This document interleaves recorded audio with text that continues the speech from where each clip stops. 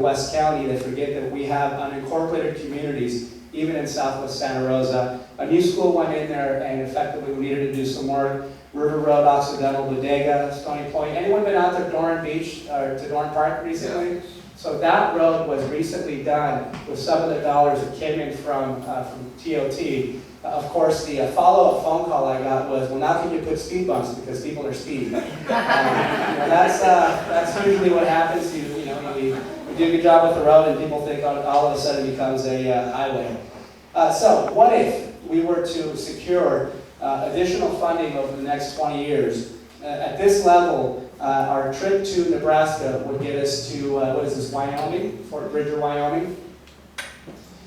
So effectively what we're asking folks to do is to stay informed about what's happening with the roads in the county and really support the county's effort in continuing to advocate our state and federal partners for increased funding for infrastructure.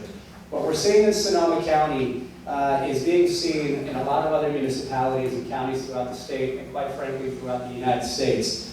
But we do have a necessity to look at additional funding or look for additional funding specifically for road maintenance, which I'm actually going to end with the comment of the June ballot.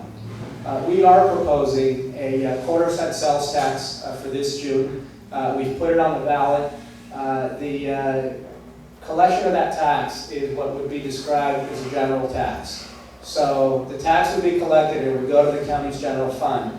I cannot tell you that how the county will spend that because we haven't had that discussion. But I can tell you, as an elected official, as a representative of this district, that any new general fund dollars that are collected, any new revenues that are collected into the county are going to go to roads and infrastructure. We've made this a priority. We recognize the need. I recognize the challenge out here. Having just lived off of Pleasant Hill and Uslich Road is really my arterial to get in and out of town. There's a safety issue and there's a cost issue as well. We look at the average daily road trip for residents in the county, and the average is about 20 miles a day. Some of you may drive a little longer, some of you may drive a little shorter. But if you drive an average of 20 miles per day, the cost that you are paying on an annual basis on corrective maintenance to your car, on depreciation to your car, on new tires, a new axle, what have you, is about a $900 average a year. So the cost of bad roads isn't just the cost to a community, but it's the cost of the individual. And I'll share another anecdote. Not too long ago, I received a invoice from one of my lovely 5th District constituents for, if I recall the car correctly, I think it was one of those nice Jaguars, and they hit a pothole, and I think they had a broken axle and screwed up alignment. So my office got the invoice, and the expectation was that I would pay for it. Needless to say, on one end it was humorous, but on the other end, that's the severity with some of the roads that we've got. We've got bad roads, and there are public safety concerns. So needless to say, the cost for a quarter-cent sales tax for the next 5 years is about $41 a year.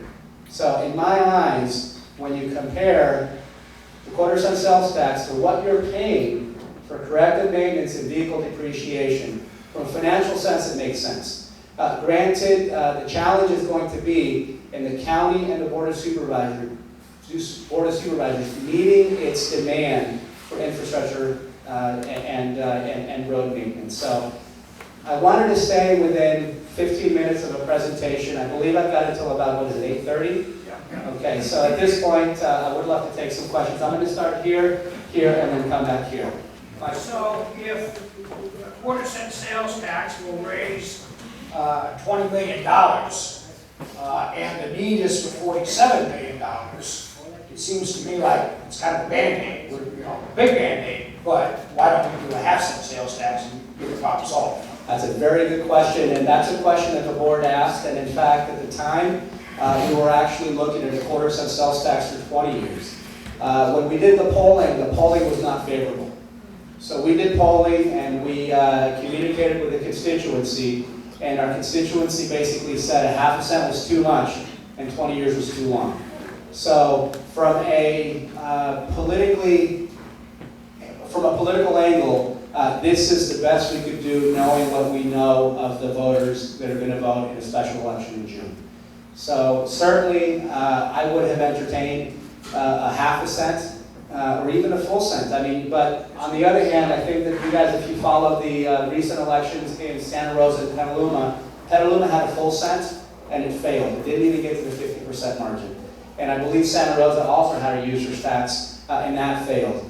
The sentiment from the public, and for good reason, is not a good one on how we're going to use our dollars. We've got issues around addressing pensions. We have issues around addressing the sales taxes and where we are with taxes. And people are hurting the pinch with the economy. Even though the economy is getting better, people are still out of recovery from that. So it's as good as we could have done.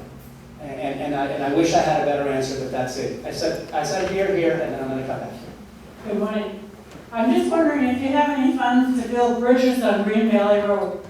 When Green Valley hits the Atascadero, it floods. And on the other side, where it hits Green Valley Creek, it floods. And it's a mess every year. And we haven't had much rain this year, but we've already been flooded out twice. So that Green Valley deserves both a short-term and a long-term response.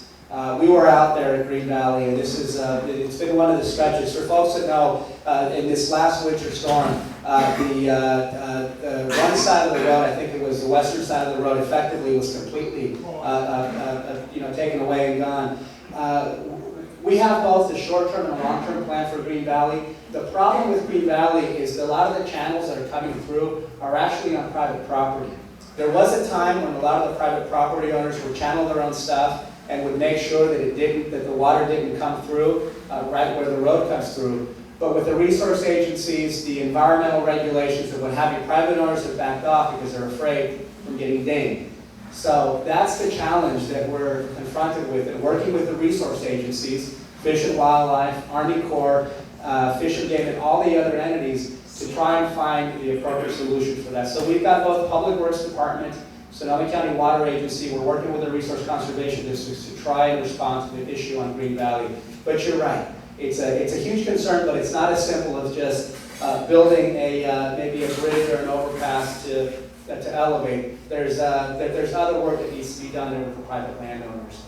I'm glad you mentioned bridges. So 1,383 miles, but we also are charged with maintaining over 300 bridges in the unincorporated county. That's also a public works responsibility. And as you can imagine, living out in a beautiful environment, there's a lot of creeks and streams and channels, and we have to maintain bridges to that effect.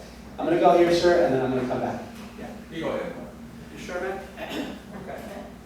Well, I don't disagree with you on the need for the sales tax, since it's not going to go far enough, apparently. I've seen an awful lot of new cars lately. Maybe we've got a new car tax, or maybe even some other things that cars need, like the oil change or buy tires or something like that. I mean, electric cars get tires as well, even though they don't use gas. And also, a lot of those rural roads have been widened and improved, specifically a lot of it for bicycles. So if we get some bicycles, to figure out a way to pay for that too.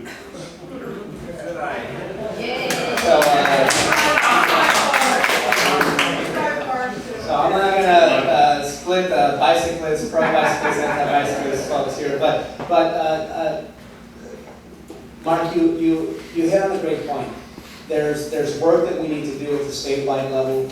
They're looking at models that include, rather than taxing the gas tax, tax vehicle miles driven, or tax certain automobiles or vehicles that are causing a bigger drain on the road system.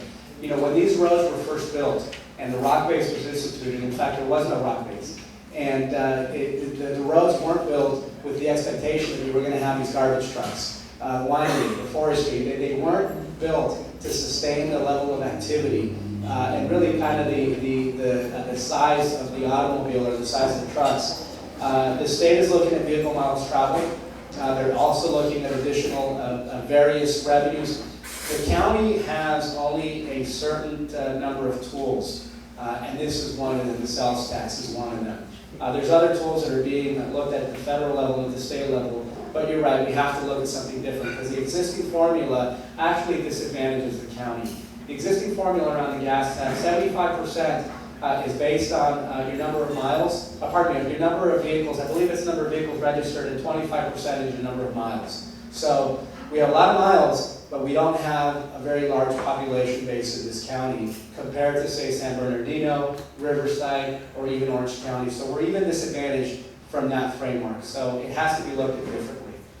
Yeah, it's just harping on what it's been talked about already, Mike and Mark. It just seems like what we have is just entirely and wildly inadequate, and something else that has to be done, even if it would be putting multiple measures on the ballot and letting, the one go down in flames that is asking for too much, because it's way out of control from my perspective. And my specific question is, what sort of auditing tools do you have for roads in the county? Are roads kept track of, and who does that? I live out near Canfield Road, and it's just a nightmare driving down that road. Cunningham, it's way, way, way out of control. And every time it rains, so that you will hear that probably from everyone living here. Yeah, so we have a pavement preservation index, or we do have an index that effectively analyzes where on that graph that I showed you the road is actually, where the roads actually are. Some roads are above 50%, and a lot of the roads are under 50. Canfield and some of these other roads you mentioned are quite frankly under that 30%. If you remember the graph, they're at the bottom part, and they're having even a steeper dive. So yes, I think at this point, the county is trying to do the best it can with the measure before the voters. And the 5-year time frame, it's intended to be very specific. There's going to be an auditing done every year. And what we expect is that if we're successful in saying, this is what we did in the last 5 years, and this is the approach that we took, we're hopeful that the voters are going to recognize the improvements and say, okay, you've done what you said you were going to do, we can promote doing something else. At this point, the appetite from the voter was just not there from what we learned from the poll, that the length of the term for the tax, 20 years, was too long for them, and going above a quarter cent was too much. So, I'm going to take one more, and I will stick around if folks want to ask me a question in private too. I have a suggestion of how you could save some money. It's my observation that potholes work really well for speed control. They do. So move those over to the people who want speed bumps. Take the speed bumps and move them into the potholes. And you solve two problems. I wish it were that simple. The problem out here is that we want it all. We want both. But certainly we'll take that into consideration for a cost-effective measure. Folks, thank you so much. Just on the last comment, and I wanted to start my introduction this way. There's a lot of folks in this room who have done a tremendous amount of work in a variety of different areas, whether it's with community-based organizations, whether it's with the fundraisers you're doing. And the one that comes to mind as I look around, I saw Johnny here, see Gail, I see Dewey and Don with the Sonoma West Medical Center. Kudos for what you're doing, and I'm hopeful that the next month will be one where we can all celebrate the reopening of the hospital. It's a big deal. It may have differing opinions in this room and in West County and Sebastopol, but I just appreciate the type of energy and dedication you guys are putting out there, and I certainly wish you all the best.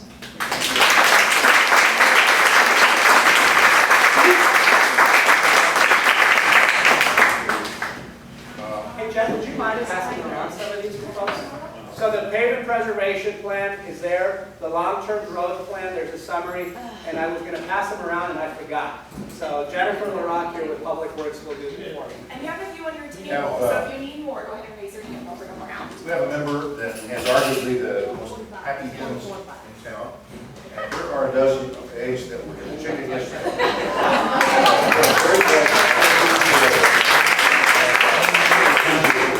If I get you to do a little quick children, Yeah. we do a drawing. Oh, I'm going to make one person happy and everybody else upset. Perfect role for a politician. All righty, here we are. Read the last 4 digits. Carrillo. 2127. Hey! We got a winner. 2127. Okay, well, we got a bunch of cash here. And there's the agency, is it all in there somewhere? And if you can find it again, did you get all my money? So.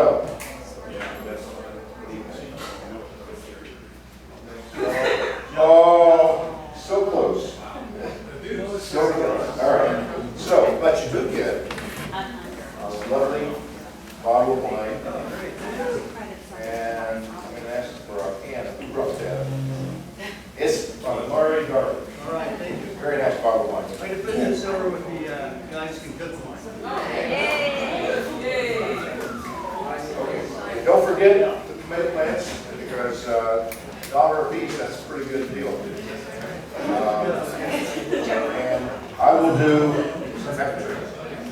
trails to you till we meet again. Trails to you. And pull that out of people. Oh, why?